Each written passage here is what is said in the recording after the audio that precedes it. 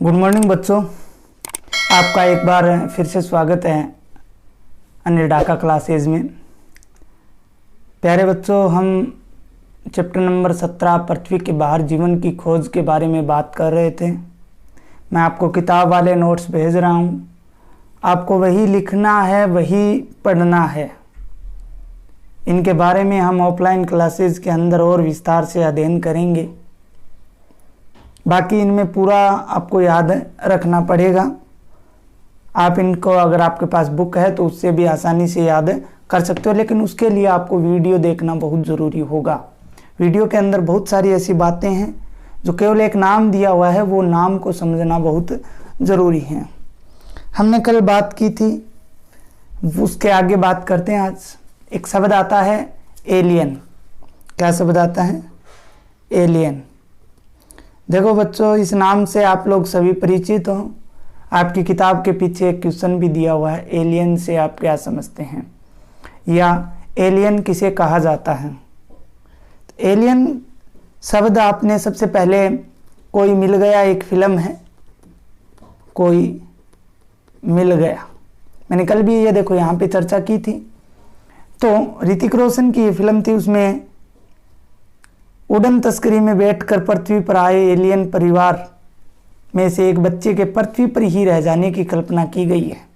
Film में क्या बताया गया है कि अन्य ग्रह से कोई परिवार आया है, जिसमें से उनका एक बच्चा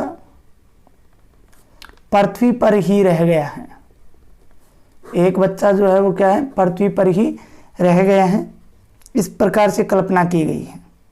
और बच्चों की एक टोली उसका नाम जादू रखकर उसे छुपा कर अपने पास रखती है। यह भी आपने देखा होगा। तो पृथ्वी के बाहर के जीवों को एलियन कहा जाता है। पृथ्वी के बाहर के जीव को या जीवों को एलियन कहा जाता है। क्या कहा जाता है? एलियन कहा जाता है। आप जानते हैं कि ब्रह्मांड जो है वो बहुत सारी आकाश गंगाओं, ताराओं, ग्रहों और विभिन्न संरचनाओं से मिलकर बना हुआ है। इन्हीं में से एक आकाश गंगा मंदाकिनी के एक तारे सूर्य के ग्रह पृथ्वी पर हम रहते हैं। हम जिसमें रहते हैं, हम रहते हैं ब्रह्मांड में। किसमें? ब्रह्मांड, यूनिवर्स में। यूनिवर्स में हम रहते हैं आकाश गंगा में। आकाश गंगा की कौन सी आकाश गंगा है? मंदाकिनी। कौन सी आकाश गंगा? मंदाकिनी का एक तारा है सूर्य। सूर्य के एक ग्रह पृथ्वी पर हम लोग निवास करते हैं। पृथ्वी के लिए आवश्यक सूर्य है। सूर्य जो है मंदाकिनी का भाग है। मंदाकिनी एक आकाश गंगा है और आकाश गंगा ब्रह्मांड के अंदर होती है। हम रहते हैं। एलियन के लिए काल्पनिक चित्र भी आप लोग अपनी बुक के अंदर देख सकते हो। वैज्ञानिकों की अब तक जानकारी के अनुसार पृथ्वी पर ही जैव विविधता पूर्ण जीवन है वो पाया जाता है, अर्थात विविधता पूर्ण, क्योंकि लाखों करोड़ों जातियां इसके ऊपर हैं। पादपों और जंतुओं की पृथ्वी पर पाए जाने वाले जीवों में मानव सर्वाधिक विकसित जीव है। ह्यूमन जो है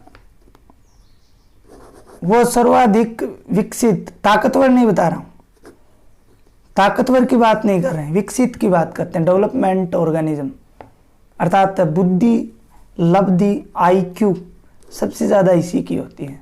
सोचने विचारने, क्योंकि इसका जो मस्तिष्क है वो लगभग आज के युग में जो है लगभग 1600 से अधिक सीसी का बना हुआ है, बाकी का बहुत कम है। इसलिए सर्वाधिक विकसित प्राणी मानव ही है। मानव में सोचने समझने की शक्ति है। मानव ने जब से अपने पर्यावरण को समझना प्रारंभ किया, उसके मन में एक प्रश्न उठने लगा है कि ब्रह्मांड में हम अकेले हैं? क्या पृथ्वी के बाहर किसी अन्य ग्रह पर भी जीवन है? और इस पे प्रतिदिन कुछ ना कुछ कार्रवाई जो वैज्ञानिक हैं वो करते रहते हैं। तो सबसे ज़्यादा विकसित प्राणी जो है वो मानव है।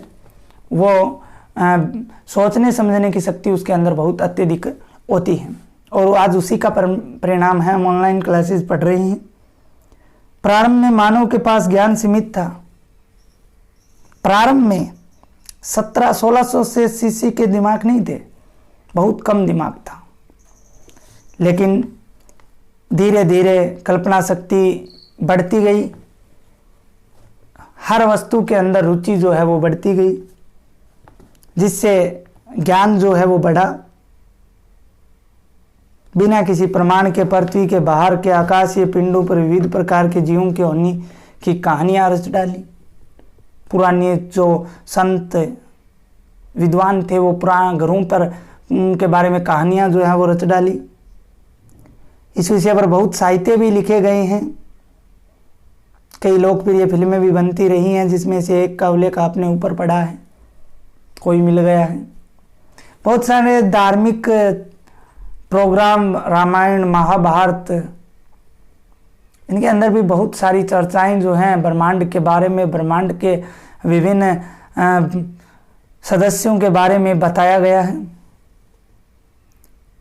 ये हमारे पृथ्वी के अंतरिक्ष में स्थिति के बारे में दिया हुआ है। एलियन शब्द को हमने विस्तार से पढ़ा।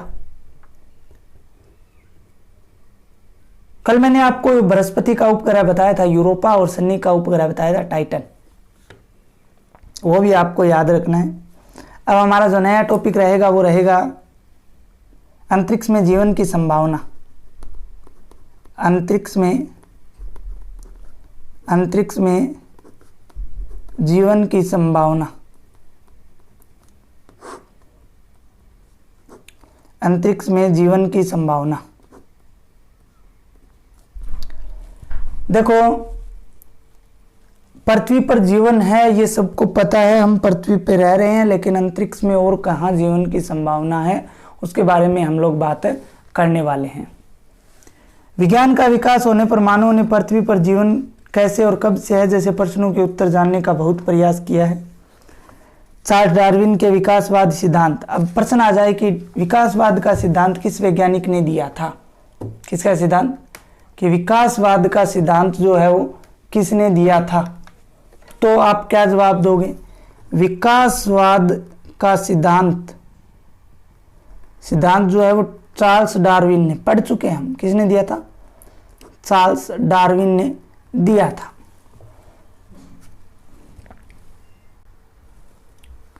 इसी के साथ उन्होंने ये बताया कि गर्म गोले के रूप में जन्मी पृथ्वी धीरे धीरे ठंडी हुई और उस पर वातावरण बना। वातावरण में उपस्थित तत्वों के संयोग से सरल यौगिक व उनसे जटिल यौगिक बने। चार्ल्स डार्विन का क्या कहना था कि गर्म गोला था, वो ठंडा हुआ, ठंडा होने पर वातावरण बना, वातावरण से जटिल सरल यौगिक थे, उनसे जटिल यौगिक बने। सरल से क्या बने? जटिल यौगिक बने। इन यौगिकों में जीवन के आधार पर अगर हम बात करें तो उनमें आजीवन का आधार बना, जैसे एमिनो अम्ल, केंद्रीय अम्ल आदि भी बने। साथ ही इन अणुओं के घनीभूत होने पर आकस्मिक रूप से प्रथम जीव की उत्पत्ति हुई। उस प्रथम जीव से ही जैव विकास प्रक्रिया मानव सहित सभी जीवों को जन्म दिया। पृथ्वी पर जीवन पनपने का कारण उसकी सूर्य की विशेष दूरी है। पृथ्वी सूर्य से इतनी दूरी पर है कि वहां जल तरल रूप में रह सकता है। सीधी सी बात, अभी दूरी काफ़ी दूरी है जिससे जल जो है वो तरल रूप में रह सकता है, और जल जो जीवन का आधार माना जाता है, वहाँ जल तरल रूप में रह सकता है, बता दिया आपको। अंतरिक्ष की जानकारी बढ़ने के साथ ही ये स्पष्ट हुआ कि हमारी अपनी आकाश गंगाओं में सूर्य जैसे अरबों तारे हैं। इनमें से कई सौर परिवार भी हैं। अनेक तारों के सौर परिवार में पृथ्वी जैसे ग्रह भी हैं जहाँ जीवन हो सकता है। रेडियो खगोलिकी के विकास के साथ ये ज्ञात होने लगा है कि जिन रासायनिक अणुओं ने पृथ्वी पर जीवन को जन्म दिया वे अणु अंतरिक्ष में बहुत से उपस्थित हैं। इसे अवधारणा और पक्की हुई कि अंतरिक्ष में उपस्थित पृथ्वी जैसे असंख्य ग्रहों में कुछ पर जीवन उपस्थित हो सकता है। यह भी माना है कि कुछ ग्रहों पर जो है जीवन उपस्थित है वो हो सकता है।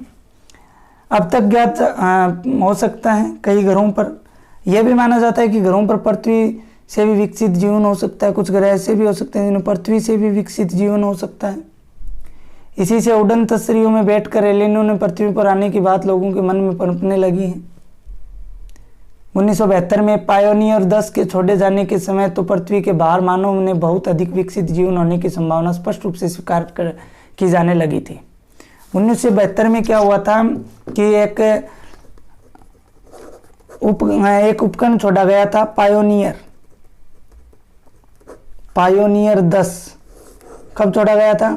1972 के अंदर, जिससे क्या है मानव से बहुत अधिक विकसित जीवन होने की संभावना व्यक्त की गई थी।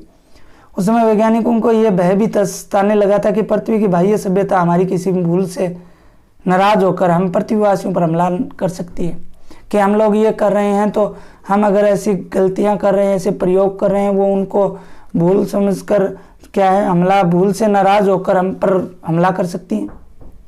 पायनियर 10 अंतरिक्ष यान को बृहस्पति ग्रह के पास से होते हुए हमारे सौरमंडल से बाहर जाना था। ध्येय इस बात का था कि अपनी अनंत यात्रा के दौरान पायनियर 10 अंतरिक्ष यान किसी विकसित सभ्यता के संपर्क में आ सकता था और विकसित सभ्यता पायनियर 10 के अंतरिक्ष यान को उन पर मानव सभ्यता द्वारा किया गया मानकर हम पर पलटवार भी कर सकती थी। इस गलतफहमी को दूर करने के लिए इस पायनियर पर एक प्लेट पर मानव स्त्री और पुरुष का जो है मित्रता की मुद्रा में चित्रित किया गया। किसमें मुद्रित किया गया? डायग्राम आप किताब से देख सकते हो। तथा सांकेतिक भाषा में यान के पृथ्वी से भेजे जाने की बात प्रदर्शित की गई थी। योजना अनुसार पायनियर 10 अंतरिक्ष यान बृहस्पति के पास से होते हुए हमारे सौरमंडल से बाहर चला गया, मगर किसी बाह्य सभ्यता का कोई संकेत जो है वो नहीं मिला। ये पायनियर 10 सभी जगह ब्रह्मांड के अंदर चक्कर लगा के आया, लेकिन ऐसा कोई संकेत जो है वो नहीं मिला था। वैज्ञानिक संसाधनों के विकसित होने के साथ पृथ्वीवासियों ने बाहरी जीवन की खोज करने के प्रयास भी फिर तेज कर दिए। इसी को मद्देनजर रखते हुए उन्होंने 1999 में